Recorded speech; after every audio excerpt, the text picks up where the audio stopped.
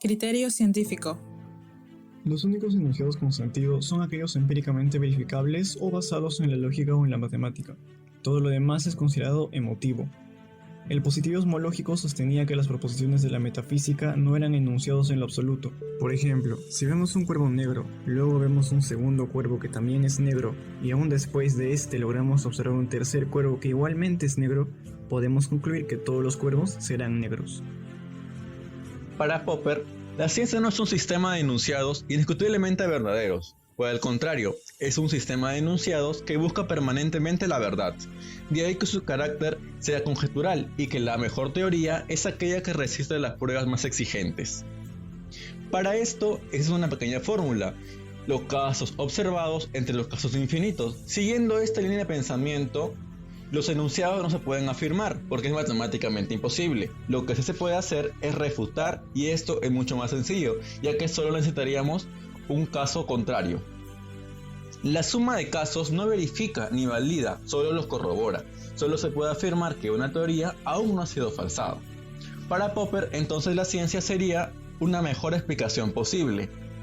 La ciencia no es un dogma, tampoco una verdad absoluta, porque si esto fuera cierto, no aceptaría ni refutaciones ni crítica. Popper nos dice una famosa frase: la base de la ciencia es la crítica, si no hay crítica no hay avance. Toda teoría científica debe cumplir con 4 aspectos. El primer aspecto, debe tener una estructura lógica. El segundo aspecto, debe tener la forma lógico-deductiva. Tercer aspecto, debe ser comparada con otra teoría. Y cuarto aspecto, debe haber un caso que pueda falsarla.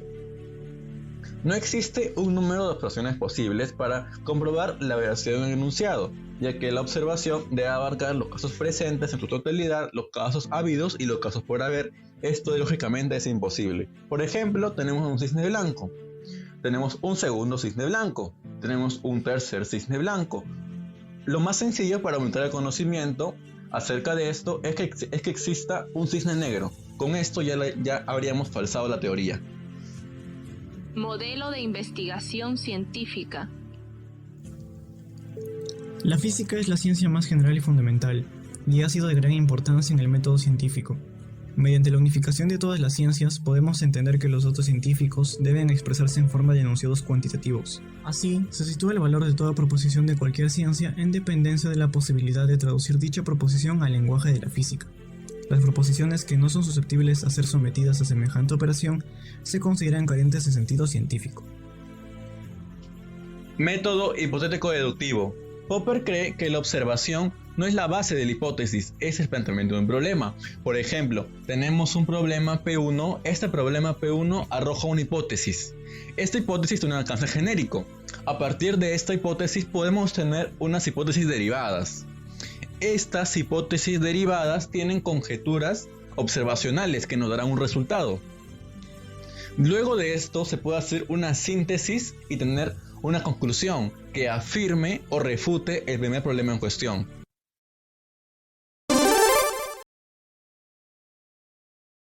Lógica de investigación.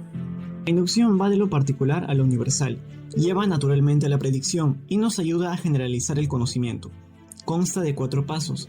Primero, observación y registro de todos los hechos. Segundo, análisis y clasificación de los hechos. Tercero, derivación inductiva de una generalización a partir de los hechos. Y finalmente, la contrastación. De la observación se va a hacer una generalización y posteriormente una hipótesis. Esta hipótesis debe ser confirmada o negada. Si se confirma, se crea una ley. Si se niega, se empieza desde cero. Es importante tener en cuenta que el número de enunciados observacionales debe ser grande, que las observaciones deben repetirse en una amplia variedad de condiciones y que ningún enunciado observacional aceptado debe entrar en contradicción con la ley universal derivada. La observación cuidadosa y neutral está en el comienzo de todo proceso cognitivo, esto para evitar sesgos dentro de la investigación. Ahora, distinguimos 2 tipos de inductivismo, el estrecho o verificacionismo. Yo puedo observar una cantidad X de casos, los analizo y saco una conclusión general universal. Con la observación y después contrastaciones, tengo material suficiente para decir que mi conclusión es verdadera. El otro es el sofisticado o confirmacionismo. Nunca se pueden observar todos los casos porque siempre hay casos futuros, es decir, que no podemos ver hoy. Entonces no hay verificación sino simplemente confirmación. Si yo observo una gran cantidad de casos, cuanto más observe, más confirmada estará mi hipótesis. Ahora, tenemos el principio de uniformidad, que supone que el curso de la naturaleza se mantiene siempre igual, de modo que el futuro ha de parecerse al pasado. Strawson señala que dado que el Sol salió en el pasado, podemos inferir razonablemente que lo volverá a hacer en el futuro. Crítica a la inducción. La inducción toma las ciencias naturales como enunciados universales. Plantea que las teorías se construyen como suposiciones especulativas y provisionales que el intelecto crea en un intento de solucionar problemas y de proporcionar una explicación adecuada. Es decir, una ciencia adecuada no busca adaptar la realidad a la hipótesis, busca adaptar la hipótesis a la realidad. Acá tenemos un ejemplo llamado la falacia de afirmación del consecuente. Por ejemplo, si llueve, las calles están mojadas. Las calles están mojadas, por lo tanto llueve. Popper llama a esto un conocimiento inválido, ya que si bien las premisas son correctas, la conclusión no lo es. Por lo tanto, la inducción es incorrecta y en ella no se puede fundamentar nada, ya que es un método basado en una simple rutina. Un razonamiento válido, en cambio, sería el modus tollens. Si llueve, las calles están mojadas. Las calles no están mojadas, por lo tanto no llueve. Ahora tenemos una sátira del gran filósofo inglés Bertrand Russell, llamada El pavo inductivista. Cierto día en una granja había un pavo que se dio cuenta inductivamente que le daban de comer a las 9 a.m. Le daban todos los días, lunes, martes, miércoles, jueves, sábado y domingo. También le daban independientemente del clima, así llueva, haga calor, haga frío, le daban a las 9 de la mañana su comida. Entonces el pavo, un día 25 de diciembre, esperó su comida, pero en lugar de eso fue sacrificado y comido en la cena. Inicio de investigación. Según el enfoque empírico positivista, se caracteriza por tener un carácter pragmático, basado en la lógica empírica, en la observación de fenómenos y por brindar un análisis estadístico de dimensiones mesurables, fundamentada en el criterio de demarcación, inducción probabilística, lenguaje lógico y la unificación de la ciencia. Planteamiento de un problema. Popper cree que cuando descubrimos algo debemos remitirnos a fuentes que hablen de ese problema en cuestión. Para todo esto crear un nuevo marco teórico a la que él llama la tabula plena y a partir de esto poder investigar correctamente. Papel de la filosofía. Si todas las posibles cuestiones científicas pudieran responderse, el problema en nuestra vida apenas habría sido tocado. Sobre lo que no se puede hablar, hay que callar. Las proposiciones metafísicas son intentos de decir lo que no se puede decir. Sin embargo, Wittgenstein no era antimetafísico, aunque fue crítico con los metafísicos tradicionales que presentaban sus oraciones como proposiciones. Para Wittgenstein, la metafísica pertenece al reino de lo trascendental, de lo que no puede decirse, sino solo mostrarse. Esto que solo puede mostrarse y nunca decirse es lo místico. Es justamente este reconocimiento de un ámbito místico lo que permite sostener que la posición de Wittgenstein no es antimetafísica, no al modo del positivismo lógico. Plantea también que las proposiciones metafísicas son pseudoproposiciones. A los miembros más radicales del Círculo de Viena, quienes al no prestar suficiente atención a las últimas proposiciones del Tractatus, tenían esta obra como una especie de Biblia del positivismo lógico. Les desagradaba especialmente la tendencia mística del Tractatus. Carnap nos señala: cuando leíamos el libro de Wittgenstein en el Círculo, creí erróneamente que su actitud para con la metafísica era similar a la nuestra. No presté suficiente atención a los enunciados del libro referentes a lo místico, porque sus opiniones y pensamientos en este terreno eran demasiado distintos a los míos. Ahora, Ernst Mach, destacado positivista, decía que la experiencia científica debe despojarse de los conceptos metafísicos que falsean el conocimiento. Como filósofo rechazó de forma contundente toda metafísica y religiosidad.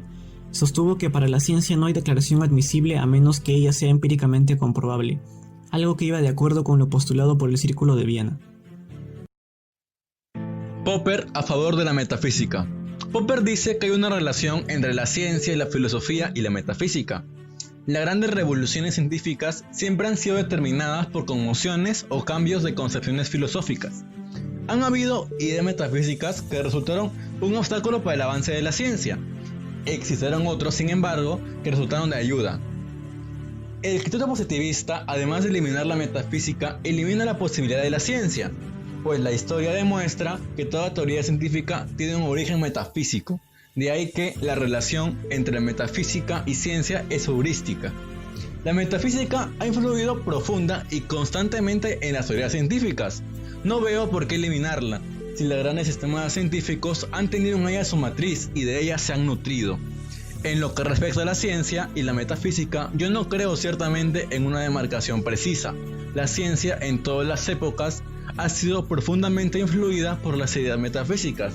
Ciertas ideas, problemas metafísicos, han dominado el desarrollo de la ciencia durante siglos, como ideas reguladoras, mientras que otras se han transformado gradualmente en teorías científicas. Esto nos dice el gran Popper.